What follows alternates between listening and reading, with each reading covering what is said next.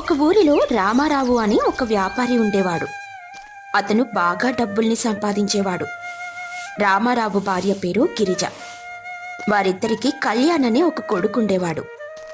కళ్యాణ్ భార్య పేరు దివ్య. గిరిజ మరియు దివ్య ఇంట్లో ఉంటూ అన్ని పనులను చూసుకుంటూ ఉండేవారు. మరోవైపు రామారావు అలాగే కళ్యాణ్ ఇద్దరు వ్యాపారాలను చూసుకుంటూ ఉండేవారు. రామారావు మరియు కళ్యాణ్ ఇద్దరూ ఇంట్లో ఉన్న ఆడవారిని కాస్త చులకనగా చూసేవారు. ఉదయం 7 గంటలవుతుంది, అయినా ఇంకా టీ ఇవ్వలేదు. ఇదిగో గిరిజ, ఇవాళ టీ ఇవ్వడానికి కుదురుతుందా లేక రేపటి వరకు ఎదురు చూడాలా? ఇదిగోండి, తీసుకొనొస్తున్నాను. పాలబ్బాయి రావడం ఆలస్యమైంది. టీ ఇవ్వడం కూడా కాస్త ఆలస్యమైంది. నువ్వు ఉదయం త్వరగా లేస్తే అన్నీ సమయానికవుతాయి. నువ్వు ఉదయం త్వరగా లేవకుండా పాలబ్బాయి మీద చాడీలు చెప్తాయట్టా? నేనేమీ అబద్ధాలు చెప్పడం లేదండి. నిజంగా పాలబ్బాయి ఇవాళ గంట ఆలస్యంగా వచ్చాడు.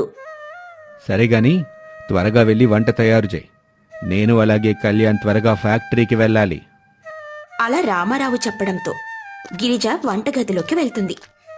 వంటగదిలో దివ్య వంట చేస్తూ ఉంటుంది. ఏంటత్తయ్య గారు, టీ ఇవ్వడం 10 నిమిషాలు ఆలస్యమైందని మావయ్య గారు తిడుతూ ఉన్నట్టున్నారు. మీ మావయ్య గారి గురించి తెలిసిందే కదా, మనం ఏం చెప్పినా వినరు. ఊర్లోని వాళ్ళేదైనా చెబితే తప్పకుండా వింటారు. మన మాటల మీద కంటే ఊర్లోని వారి మాటల మీద నమ్మకమే ఎక్కువగా ఉంటుంది ఆయనకి. అలా గిరిజ మరియు దివ్య మాట్లాడుకుంటూ వంట చేస్తారు. మరోవైపు కళ్యాణ్ అలాగే రామారావు ఫ్యాక్టరీకి వెళ్ళడానికని తయారవుతారు. వంటైందా? అవతల మాకు ఫ్యాక్టరీకి చాలా లేట్ అవుతూ ఉంది. ఇదిగోండి, వంట అయిపోయింది. మీకోసం పెసరట్టు తయారు చేశాం. అలాగే పల్లి చట్నీ కూడా సిద్ధంగా ఉంది. అరే, పల్లీ చట్నీ చేయమని ఎవరు చెప్పారు? నేను పెసరట్టుకి ఎప్పుడు అల్లం చట్నీ మాత్రమే తింటాను. అమ్మా, నీకు ఈ విషయం కూడా తెలీదా? నాకు తెలియకుండా ఎందుకుంటుందిరా? అసలే ఇది వర్షాకాలం. అల్లం దొరకడం కాస్త కష్టంగా ఉంది. దొరికినా సరే అల్లం అంతా పాడైపోతుంది. అందుకే కొనలేదు. ఈసారికి పల్లి చట్నీతో సరిపెట్టుకో. మేము సంపాదించేవాళ్ళం. మేమేం కోరితే అది మీరు వండాలి. క్షమించండి మావయ్య గారు, ఈ ఒక్కసారికి పల్లి చట్నీతో తినండి. మరోసారి అల్లం చట్నీ తయారు చేస్తాం. అలా దివ్య చెప్పడంతో రామారావు మరియు కళ్యాణ్ ఇద్దరూ పెసరట్టు తింటూ ఉంటారు. ఇంతలో గిరిజ ఇలా అంటుంది. మీరు టిఫిన్ చేసి ఫ్యాక్టరీకి వెళ్ళిపోతారు. ఉదయం నుండి రాత్రి మీరు ఇంటికి తిరిగి వచ్చేంత వరకు నేను అలాగే దివ్య ఇంట్లో ఒంటరిగా ఉంటున్నాం. మాకు బోర్ కొడుతుందండి. ఈ ఆదివారం మమ్మల్ని ఎక్కడికైనా తీసుకుని వెళ్ళొచ్చు కదా. మాకు బయట ఎన్ని పనులున్నాయో మీకేం తెలుసు? కేవలం మీరు ఇంట్లో కూర్చొని కాలం గడుపుతున్నారు. ఇంట్లో హాయిగా కూర్చోడానికి కూడా బోరు కొడుతుందంటే ఎట్టా? అలా కాదు మావయ్య గారు, బయటకు వెళ్ళి చాలా రోజులైంది. ఎప్పుడు మాకు పని తప్పితే వేరే ధ్యాస లేదు.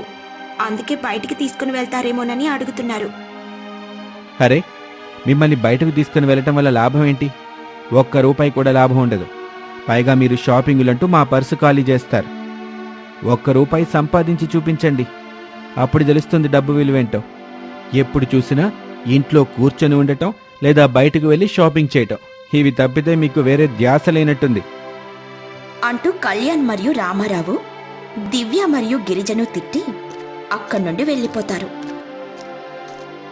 ఏంటత్తయ్య గారు, వీరిలా మాట్లాడుతున్నారు? ఇంట్లో ఉన్నంత మాత్రాన ఖాళీగా ఉన్నట్టా? ఎన్ని పనులుంటాయి? ఎక్కడొక్కడ పారేసి ఆఫీస్కి వెళ్ళిపోతారు. వాటన్నిటినీ సర్ది అన్నిటినీ శుభ్రం చేసేసరికి సాయంత్రం అవుతుంది. వీరికి ఆడవారు పడే కష్టాలు తెలియడం లేదమ్మా. స్వామి శ్రీకృష్ణ, నువ్వే మా ఇంటి మగవారిలో కాస్త బుద్ధిని తీసుకొనిరా స్వామి. అలా గిరిజ తన ఇష్టదైవమైన శ్రీకృష్ణుణ్ణి వేడుకుంటుంది. అలా ఆ రోజు కాస్త గడిచిపోతుంది.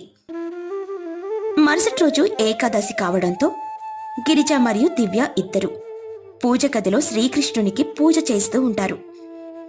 అత్తయ్య, మీరు ఎప్పటి నుండి ఈ ఏకాదశిని పూజ చేస్తున్నారు? నేను నా చిన్నప్పటి నుండి ఏకాదశి పూజని చేస్తున్నాను. ప్రతి ఏకాదశి నాడు ఇలా శ్రీకృష్ణునికి చేసి వెన్నని సమర్పిస్తాను. ఆ రోజంతా ఉపవాసం ఉంటాను. ఇక ఆ రాత్రేమో స్వామి ముందు పెట్టిన వెన్నని తిని ఉపవాసాన్ని విరమిస్తాను. అలా గిరిజ మరియు దివ్య పూజ చేసుకుంటూ ఉంటారు. రామారావు మరియు కళ్యాణ్ ఎంతో కోపంతో దేవుని గది వద్దకు వస్తారు. ఏంటి మీరు వంట చేయకుండా పూజలు చేస్తూ కూర్చున్నారు? ఇవాళ ఏకాదశండి, అందుకే పూజ చేస్తున్నాం. ఈ ఒక్కసారికి మీరు బయట భోజనం చేసేయండి. ఎందుకంటే నేను అలాగే దివ్య ఇద్దరం ఉపవాసం చేస్తున్నాం. రాత్రికి కావాలంటే అందరి కోసం నేను ఆహారాన్ని వండుతాను. ఏంటి బయట భోజనం చెయ్యాలా? మీకసలు డబ్బు విలువ తెలియటం లేదు. అయినా ఏ రోజైనా డబ్బులు సంపాదించుంటే కదా డబ్బుల విలువ మీకు తెలియటానికి. అంటూ కళ్యాణ్ మరియు రామారావు కోపంగా ఫ్యాక్టరీకి వెళ్ళిపోతారు. దివ్య మరియు గిరిజ ఎంతో బాధపడతారు. వారిద్దరూ ఆ రోజు ఉపవాసం చేస్తారు. ఇక ఆ రాత్రి వారు శ్రీకృష్ణునికి పూజ చేస్తారు. మేము ఎన్నో అవమానాలను ఎదుర్కొంటున్నాం. స్త్రీలు డబ్బుల్ని సంపాదించలేరని అంటున్నారు. మేం కూడా డబ్బుల్ని సంపాదించాలని అనుకుంటున్నాం. మీరే మాకు దారిని చూపించండి స్వామి. అలా గిరిజ శ్రీకృష్ణుణ్ణి వేడుకుంటుంది. ఇంతలో శ్రీకృష్ణుడి విగ్రహం నుండి మాటలు వినిపిస్తాయి. గిరిజ, నువ్వు బాధపడకు. నా భక్తులు బాధపడితే నేనస్సలు సహించలేను. నేనిప్పుడే నీకు ఒక మాయా ఆవుని ప్రసాదిస్తున్నాను. ప్రతిరోజు ఆ ఆవు 100 బిందెల పాలిస్తుంది. పాలమ్ముకుంటూ నువ్వు హాయిగా డబ్బులు సంపాదించొచ్చు. అలా శ్రీకృష్ణుడు, గిరిజ అలాగే దివ్యతో చెబుతారు. ఇంతలో వారికి ఆవు అంబా అని అనడం వినిపిస్తుంది. గిరిజ మరియు దివ్య బయటికి పరుగులు తీస్తారు. తమ ఇంటి బయట ఒక ఆవు కనిపిస్తుంది. ఆవు చూడ్డానికి ఎంతో బాగుంటుంది. ఈ కృష్ణుడు చెప్పిన ఆవు ఇదేనేమో. తల్లి గోమాత, మమ్మల్ని కాపాడడానికి వచ్చినందుకు నీకు చాలా ధన్యవాదాలు. సరే, వెళ్ళి బిందెల్ని తీసుకుని నేను మీకు పాలను అందిస్తాను. అరే, ఆవు మాట్లాడుతుందత్తయ్యా. ఇదంతా నేను అస్సలు నమ్మలేకపోతున్నాను. స్వామి శ్రీకృష్ణ, నీకు చాలా ధన్యవాదాలయ్యా. అలా దివ్య మరియు బిందెల్ని తీసుకొనొచ్చి పాలను పిండుతారు. అలా పిండిన పాలను ఊర్లోని వారికి అమ్ముతారు. అలా అమ్మగా వారికి బాగా డబ్బులొస్తాయి. చూసావా దివ్య, ఒక్కరోజులోనే మనం ఎంత డబ్బుని సంపాదించగలిగామో. అది సరే అత్తయ్య గారు, కళ్యాణ్ అలాగే మామయ్య గారు వచ్చే సమయం అయింది. వారు గనుక మన ఆవుని చూస్తే ఏమంటారు? ఆవు గురించి వివరాలు అడిగితే మనం అసలు ఏం చెప్పాలి? కంగారు పడకండి, నేనిప్పుడు మాయమైపోతాను. సరిగ్గా రేపు మీ ఇంట్లోని మగవారు బయటికి వెళ్ళిన తర్వాత నేను తిరిగి ప్రత్యక్షమవుతాను. ఆ తర్వాత పాలను కూడా ఇస్తాను. అలా చెప్పి ఆ మాయ ఆవు మాయమైపోతుంది. ఇక ఆ రాత్రి కళ్యాణ్ మరియు రామారావు ఇద్దరూ ఇంటికొస్తారు. ఆ రాత్రి కాస్త గడిచిపోతుంది. మరుసటి రోజు కళ్యాణ్ మరియు రామారావు తిరిగి ఫ్యాక్టరీకి వెళ్ళిపోతారు. అలా వారు ఫ్యాక్టరీకి వెళ్ళగానే మాయా ఆవు ప్రత్యక్షమవుతుంది. చెప్పానుగా నేను తిరిగొస్తాను అని. ఇక పాలను పిండుకోండి. అసలే ఊరంతా తిరిగి అమ్మాలి కదా, త్వరగా పనిని మొదలు పెట్టండి. అలా ఆ మాయా ఆవు చెప్పడంతో గిరిజ మరియు దివ్య ఇద్దరు పాలను పిండి ఊరిలో అమ్ముతారు. అలా వారు ప్రతిరోజు పాలను ఊర్లో అమ్ముతూ ఉండేవారు. అలా ఒక నెల గడుస్తుంది. నెల తిరిగేసరికి వారి వద్ద చాలా డబ్బులుంటాయి. గిరిజ మరియు దివ్య ఆ డబ్బుతోనే ఇంటికి కావలసిన సరుకులను అలాగే రకరకాల వస్తువుల్ని కొంటారు. ఈ వస్తువులన్నీ ఎవరు కొన్నారు? నేను అలాగే దివ్య ఇద్దరం బజారుకెళ్ళి తీసుకొని వచ్చామండి. అలాగే ఈ డబ్బుని తీసుకోండి, ఖర్చులకు ఉపయోగించుకోండి. ఇంత డబ్బు మీ దగ్గరికి ఎలా వచ్చింది? ఇంట్లో ఉన్న విలువైన వస్తువులు ఏమైనా అమ్మేశారా? లేదు లేదు, నీకంతగా అనుమానం ఉంటే మీరు ఇల్లంతా వెతుక్కోవచ్చు. మేము ఎలాంటి వస్తువుల్ని అమ్మలేదు, కష్టపడి పనిచేసి వీటిని సంపాదించాము అంటూ గిరిజ మరియు దివ్య శ్రీకృష్ణుడు చేసిన సహాయం గురించి చెబుతారు. రామారావు మరియు కళ్యాణ్ ఆశ్చర్యపోతారు. వారు మొదట ఆ విషయాన్ని అస్సలు నమ్మరు. ఆపై మాయా ఆవు వారి ముందు ప్రత్యక్షమవుతుంది. నన్ను శ్రీకృష్ణుడు మీ కుటుంబంలోని ఆడవారికి కానుకగా ఇచ్చాడు. శ్రీకృష్ణుడు అంతటివాడే మీ ఇంటిలోని ఆడవారిని గౌరవిస్తూ ఉన్నారు. కాని మీరు మాత్రం మీ ఇంటి ఆడవారిని అవమానిస్తున్నారు. ఇకనైనా మార్పు తెచ్చుకోండి. అలా మాయా ఆవు రామారావుకి అలాగే కళ్యాణ్కి బుద్ధి చెబుతుంది. ఆ రోజటి నుండి రామారావు మరియు కళ్యాణ్ తమ భార్యలను ఏమీ అనేవారు కాదు. అలాగే గిరిజ మరియు దివ్య ఇద్దరూ పాల వ్యాపారం చేసుకుంటూ తమ కాళ్లపై తాము నిలబడతారు. ఒక ఊరిలో వీరయ్య అనే ఒక పాల వ్యాపారి ఉండేవాడు. అతని వద్ద చాలా ఆవులుండేవి. వీరయ్య తన గోశాలలో ఉన్న గోవుల యొక్క పాలను అమ్ముతూ డబ్బుల్ని సంపాదించుకుంటూ జీవితాన్ని గడుపుతూ ఉండేవాడు. వీరయ్య గోశాలలో లక్ష్మి అనే ఒక ఆవు ఉండేది. ఆ ఆవుకి ఒక దూడ కూడా ఉండేది. ఆ దూడ పేరేమో గంగ. లక్ష్మి మరియు గంగ ఎంతో అన్యోన్యంగా ఉండేవారు. అమ్మా, ఏంటి కళ్ళు మూసుకొని ఏం చేస్తున్నావు? ఏముంది, కళ్ళు మూసుకొని ఆ శ్రీకృష్ణుణ్ణి ధ్యానిస్తున్నాను. ఆయనని ధ్యానిస్తుంటే నాకు ఏమీ గుర్తుకురాదు. అలా సమయం హాయిగా గడిచిపోతుంది. అవునా, శ్రీకృష్ణుణ్ణి ధ్యానిస్తే అంత హాయిగా ఉంటుందా? అయితే నాకు కూడా శ్రీకృష్ణుణ్ణి ధ్యానించడం నేర్పమ్మా. తప్పకుండా నేర్పుతాను గంగా. ఒక్కసారి ధ్యానం చేయడం మొదలుపెట్టావంటే ఇంకా ఎప్పుడూ మర్చిపోవు. అలా లక్ష్మీ ఆవు మరియు గంగా దూడ మాట్లాడుకుంటూ ఉంటారు. ఇంతలో ఇంటి లోపల నుండి వీరయ్య గోశాల వద్దకు వస్తాడు. పదండి పదండి, మేతకి సమయం అయ్యింది. ఇప్పటికెళ్తే తప్ప త్వరగా ఇంటికి తిరిగి రాలేం. త్వరగా పదండి. అమ్మా, ఇవాళ నేను కూడా నీతో పాటు వస్తానమ్మా. నాకు కూడా అడవి చూడాలని ఎంతో ఆశగా ఉంది. లేదు గంగా, నువ్వు రావడానికి వీల్లేదు. మేమైతే పెద్దవాళ్ళం. మేత కోసం తప్పనిసరిగా అడవికి వెళ్ళక తప్పదు. నీకు ఆహారం కావాలంటే నేనున్నానుగా, నేను పాలనిస్తున్నానుగా. అయినా నువ్వు అడవికి రావాల్సిన పనేమిటి? అవును, మీ దూడల్ని చూసుకునే సమయం నాకు లేదు. మిమ్మల్ని చాలా జాగ్రత్తగా చూసుకోవాల్సి ఉంటుంది. అంతోపిక తీరిక నాకు లేదు. కేవలం ఆవుల్ని మాత్రమే నేను అడవికి తీసుకొని వెళ్ళగలను. అలా వీరయ్య గోశాలలో ఉన్న ఆవులన్నిటిని తీసుకుని అడవికి బయలుదేరతాడు. అలా ఆవులన్నీ అడవిలోకి వెళ్తాయి.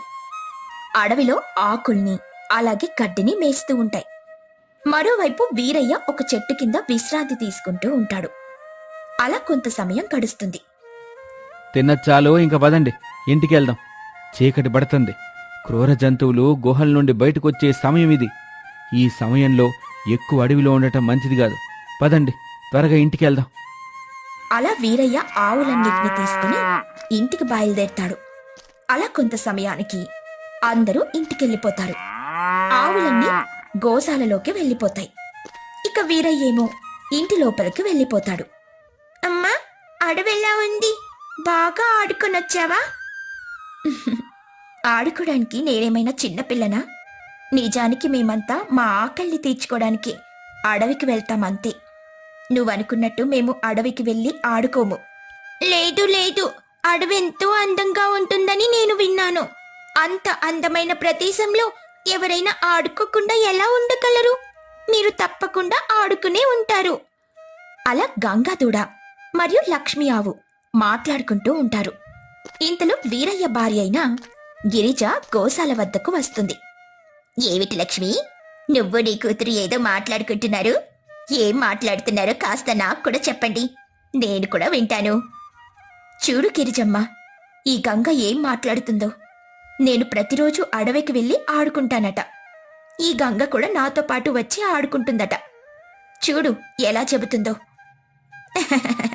ఏమిటి గంగా, ఈ ఆవులకు ఆడుకోవడానికి మరెక్కడ చోట్లేదని అనుకున్నావా ఏంటి? అందరూ అడవికి వెళ్ళి ఆడుకోవాలా ఏమిటి?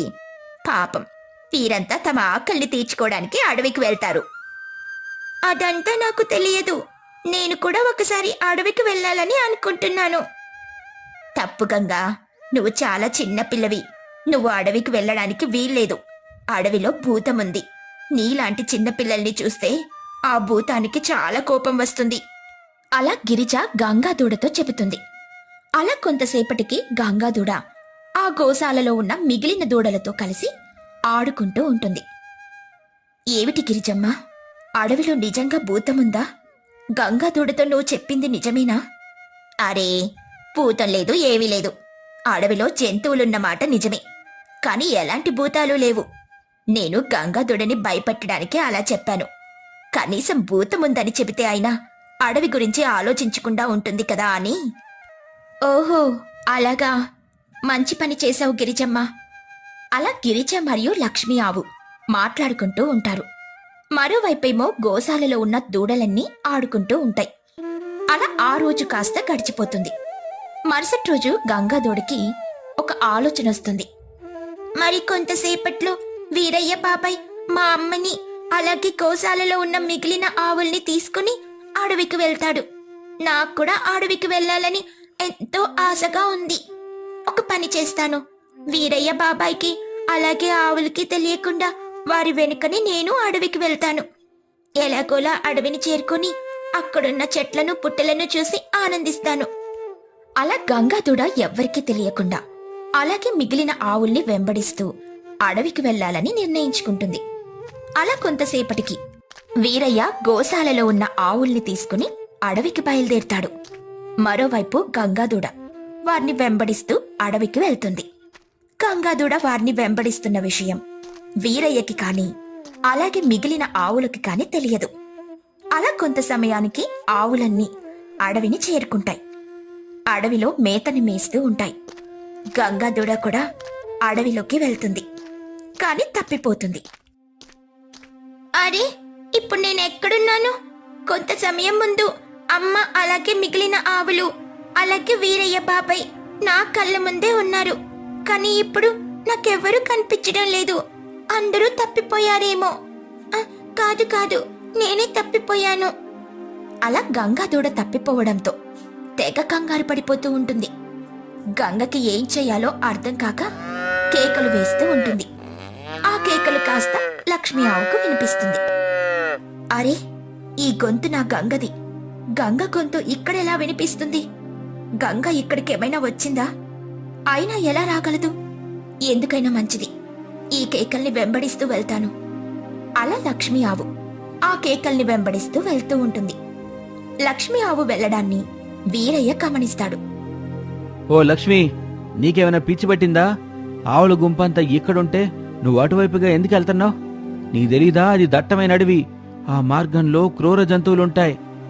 నాకన్నీ తెలుసు వీరయ్య, కానీ గంగ గొంతు వినిపిస్తుంది, అందుకే వెళ్తున్నాను. అలా లక్ష్మి ఆవు మరియు వీరయ్య గంగా కేకల్ని వెంబడిస్తూ వెళ్తారు. మరోవైపు గంగా కేకలు ఒక క్రూరమైన పులికి వినిపిస్తాయి. ఏదో ఆవు అరుస్తూ ఉంది. ఇవాళ నాకు విందు భోజనం లభించబోతున్నట్టుంది. వెంటనే ఈ కేకని వెంబడిస్తూ వెళ్ళి ఆవుని పట్టుకుంటాను. అలా పులి కూడా గంగా అరుపుల్ని వెంబడిస్తూ వెళ్తుంది. పులికి గంగాదూడ కనిపిస్తుంది. గంగాదూడ కూడా పులిని చూసి భయపడిపోతుంది. పులి ఒక్కో అడుగు గంగ వైపుకు ఉంటే గంగాదూడ కూడా ఒక్కో అడుగు వెనక్కి వేస్తూ ఉంటుంది. ఇదంతా దూరం నుండి లక్ష్మి ఆవు అలాగే వీరయ్య గమనిస్తారు. వీరయ్య అక్కడి నుండి పారిపోతాడు. మరోవైపు పులి గంగాదూడతో ఇలా అంటుంది. ఎన్నో ఏళ్లగా దూడని తినాలన్న ఆశగా ఉండేది. ఆ దేవుడు నా మొర విన్నట్టున్నాడు. అందుకే ఇవాళ నువ్వు నా చేతికి చిక్కావు. వదిలేయి, నన్నొదిలేయి, నన్నేం చెయ్యొద్దు. అలా గంగాదూడ ఎంత బ్రతిమలాడినా వినకుండా పులి గంగని తినేయబోతూ ఉంటుంది. ఇంతలో లక్ష్మి ఆవొచ్చి పులిని అడ్డుకుంటుంది. దయచేసి నా కూతుర్ని విడిచిపెట్టు. కావాలంటే నన్ను తిను. నా కూతురికి ఎంతో జీవితముంది. అలా లక్ష్మి ఆవు వేడుకోవడంతో పులి లక్ష్మి ఆవుని తినడానికని ఒప్పుకుంటుంది. అలా పులి లక్ష్మి ఆవుని కొరకబోతూ ఉంటుంది. స్వామి స్వామి శ్రీకృష్ణ, మమ్మల్ని నువ్వే కాపాడాలి. ఈ పులి మమ్మల్ని తినబోతుంది. అమ్మని తిన్న తర్వాత నన్ను వదిలేస్తుందన్న నమ్మకమేమిటి? దయచేసి మమ్మల్ని కాపాడు. అలా గంగాదూడ వేడుకోవడంతో శ్రీకృష్ణుడు ప్రత్యక్షమవుతాడు. ఓ పులి, ఆగు. నువ్వు నా భక్తురాలైన ఈ ఆవుని తినటానికి వీల్లేదు. వెంటనే ఇక్కడి నుండి వెళ్ళిపో. శ్రీకృష్ణుడు ఆదేశించడంతో ఆ పులి అక్కడి నుండి వెళ్ళిపోతుంది. స్వామి శ్రీకృష్ణ, సమయానికొచ్చి నన్ను అలాగే నా కూతుర్ని కాపాడినందుకు మీకు ధన్యవాదాలు. నువ్వు గొప్ప భక్తురాలివే కాదు లక్ష్మి, గొప్ప తల్లివి కూడా. నీలాంటి వాళ్ళని కాపాడటానికి నేనెప్పుడూ ముందుంటాను. అలా శ్రీకృష్ణుడు లక్ష్మీ ఆవుని అలాగే గంగాదూడని ఆశీర్వదించి అక్కడి నుండి మాయమైపోతారు. అలా లక్ష్మీ ఆవు మరియు గంగాదూడ క్షేమంగా ఇంటికెళ్తారు.